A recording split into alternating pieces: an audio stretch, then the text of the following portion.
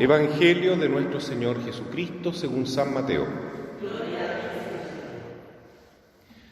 Después de la resurrección del Señor, los 11 discípulos fueron a Galilea, a la montaña donde Jesús los había citado. Al verlo, se postraron delante de él. Sin embargo, algunos todavía dudaron. Acercándose, Jesús les dijo: Yo he recibido todo poder en el cielo y en la tierra. Vayan y hagan que todos los pueblos sean mis discípulos, bautizándolos en el nombre del Padre y del Hijo y del Espíritu Santo, y enseñándoles a cumplir todo lo que yo les he mandado. Y yo estaré con ustedes todos los días hasta el fin del mundo.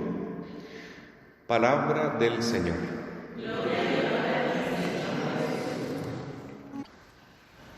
Queridos hermanos, seguimos disfrutando la belleza de la liturgia de nuestra Iglesia, porque después de la fiesta de Pentecostés, celebrada el domingo anterior, ahora celebramos la fiesta de la Santísima Trinidad. ¿Por qué? Porque con el tiempo pascual se revela la plenitud de la misión de Cristo, que murió y resucitó para salvarnos, subió a los cielos, como dice el credo, y está sentado a la derecha de Dios Padre Todopoderoso.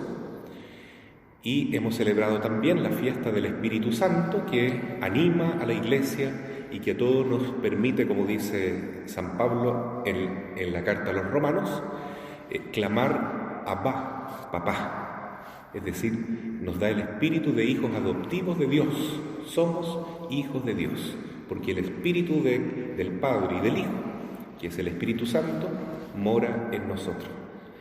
Entonces, ahí tenemos la revelación perfecta de Dios. Dios es uno solo, pero son tres personas: Padre, Hijo y Espíritu Santo. Esa es la verdad cristiana, porque en el mundo hay mucha gente creyente. Los musulmanes creen en Dios, los judíos creen en Dios, nuestros hermanos mapuches también creen en Dios, pero la única fe verdaderamente cristiana es la que profesa que Dios es uno y trino: Padre, Hijo y Espíritu Santo. Entonces, si ustedes me permiten, hoy, en esta tarde de sábado, vamos a hacer una pequeña catequesis de la Santísima Trinidad y a lo mejor mañana una explicación, como son las mismas lecturas, un poco más pastoral.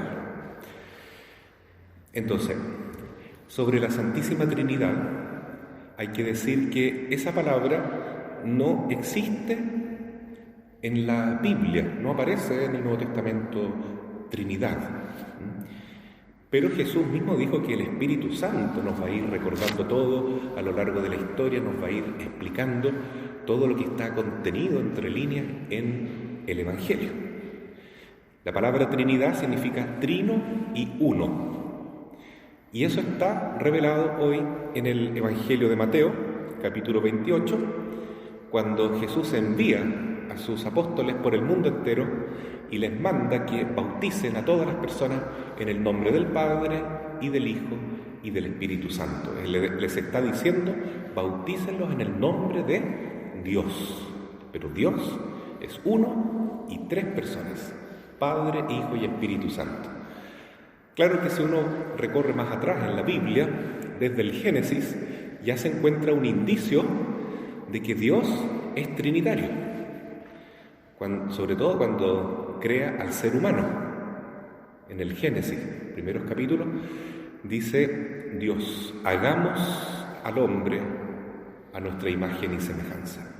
No dice voy a hacer al hombre, voy a crear al hombre en primera persona solamente, singular, sino primera persona plural. Hagamos.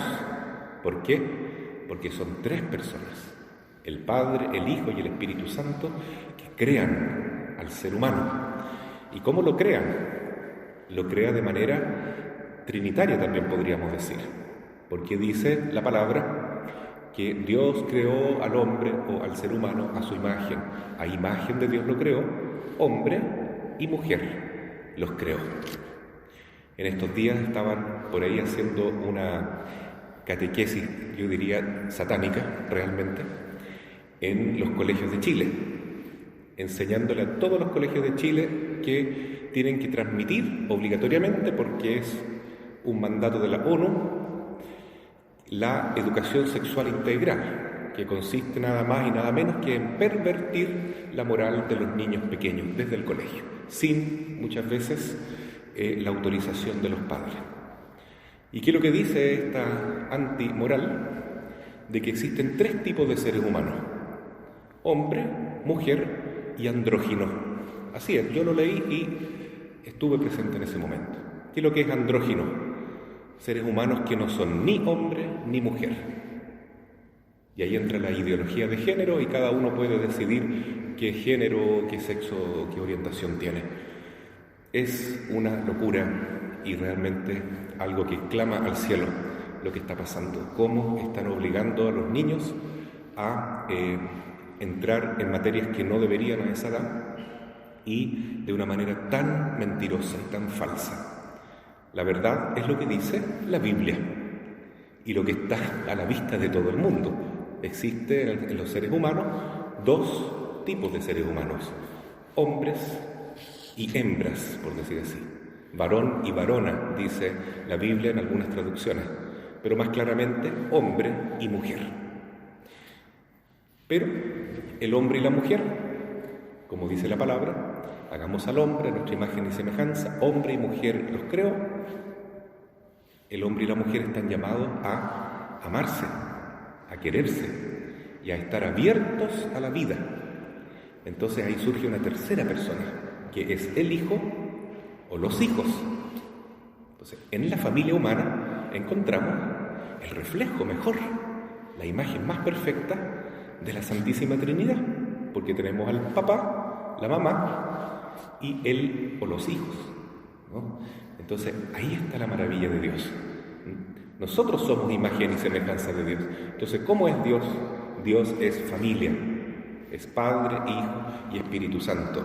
Y así entonces nos lo enseñó Jesucristo, que es la verdad. Dios es Padre, y si hay un Padre es porque hay un Hijo.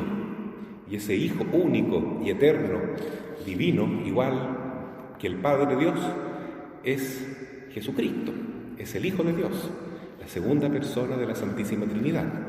Entonces, si preguntamos, hoy día un sacerdote en una formación muy interesante dijo algo que me llamó la atención, ¿no? Si preguntamos, si yo les pregunto a ustedes, pero esta pregunta tiene una trampa: ¿cuál es la persona humana, puramente humana, más perfecta que existe en el universo?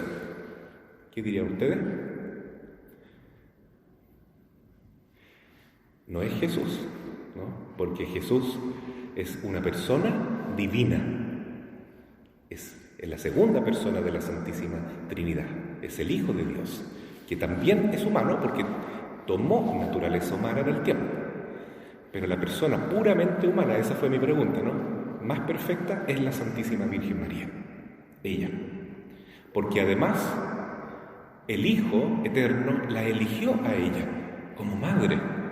El Padre Celestial la eligió a ella eternamente como hija predilecta. Y el Espíritu Santo, como dice la tradición, una tradición larga de la Iglesia, la eligió como esposa. Entonces María, dicen muchos teólogos, toca las playas de la divinidad, pero no es Dios, es una criatura, pero muy, muy cerca de Dios. Es la que está más unida a Dios y la que está más alto en la jerarquía de las criaturas, incluso más que los ángeles, hermanos. Ella es madre y reina de los ángeles, de los seres humanos, del cielo y de la tierra. ¿Por qué? Porque es madre de Dios. Y celebrábamos también el lunes pasado, madre, nuestra madre de la Iglesia. Es interesante hablar de la Virgen María también en esta fecha. ¿Por qué? Bueno, porque así lo quería el Señor. Elevó tan alto a la madre tan alto que sin ella ser Dios, a través de María llegamos a Dios, llegamos al Hijo y por Jesús llegamos al Padre en el amor del Espíritu Santo. El próximo lunes vamos a tener en Villarrica una entrevista con una señora que es una líder mapuche, la señora Juana Calfunao, del sector de allá de los Laureles, al norte de Villarrica. Y hemos conversado antes y es una señora muy inteligente, con mucha sabiduría, pero ella no conocía prácticamente nada del cristianismo, solo de la tradición mapuche. No sabía ni siquiera hacer la señal de la cruz. Pero ahora ella se está interesando en la fe católica. Y ella dice que en la concepción del pueblo mapuche, Dios son 4 personas: papá, la mamá, el hijo, o sea, un joven y la joven. Y la joven es vista con un hijito en los brazos, en la concepción antigua del pueblo mapuche. Qué interesante, ¿no? Son 4. Y para el pueblo mapuche el número 4 es extremadamente importante. 4, por las direcciones y todo. Entonces, cuando le contábamos con el padre Pablo que Dios son 3 personas, ella decía, es que no me calza porque me falta algo. A mí me gusta el 4, decía ella, no 3. Entonces se nos ocurrió decirle, pero es que la Santísima Virgen, sin ser Dios, está muy cerca de la Santísima Trinidad. Y ella fue elevada al cielo, en cuerpo y alma, y es la Madre de Dios. Entonces sí, ahí me gusta, dijo ella. El Padre, el Hijo, el Espíritu Santo, y a la Santísima Virgen, que no es Dios, pero la consideramos la persona más divinizada, ¿no es cierto?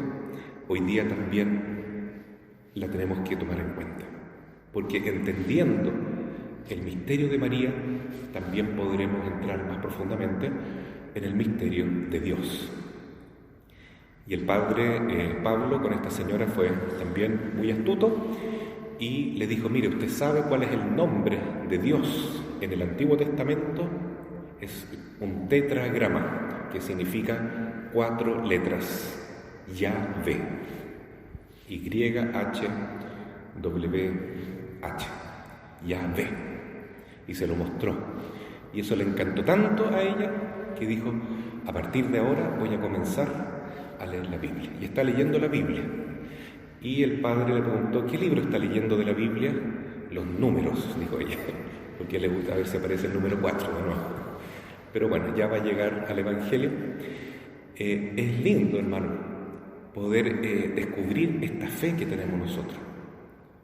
Esta fe que nos dice que estamos llamados a participar íntimamente del misterio de la Santísima Trinidad.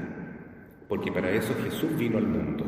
No para decirnos, miren, huichipiricho, y yo soy Dios, y ustedes son unas pobres criaturas pecadoras. No, Jesús vino para elevarnos a nosotros. Él se humilló al máximo, se humilló lo más que podía. Siendo Dios, tomó la forma de hombre y se hizo el último de los servidores de los hombres, muriendo en la cruz por nosotros. ¿Para qué? Se despojó de todo para enriquecernos a nosotros al máximo, limpiándonos y liberándonos de nuestros pecados y elevándonos a la condición de hijos de Dios. Y en el Espíritu Santo, como dice San Pablo a los romanos, podemos decir con toda autenticidad, Abba, papá, papito, Dios es nuestro Padre. Esto es algo muy original, para los judíos impensable. Por eso ellos, a pesar de ser muy inteligentes, no pueden hoy en día todavía aceptar a Cristo como Mesías, porque ellos aceptan a un Dios, una imagen de Dios que ya está tan introducida, tan fosilizada, por decir también, en su cultura, que no la pueden cambiar. Dios es muy distante para ellos, tan distante, tan lejano, hay que respetarlo tanto que ni siquiera se puede mencionar ese nombre que acabo de decir. Entonces, cuando viene Jesús y dice que Él es Dios, el Hijo de Dios, eso suena como una tremenda herejía para los judíos y ellos deciden entonces matarlo. por blasfemo, por decir que Él es Dios. Y bueno, ¿y qué va a hacer Jesús? Si Él es Dios, que realmente es Dios.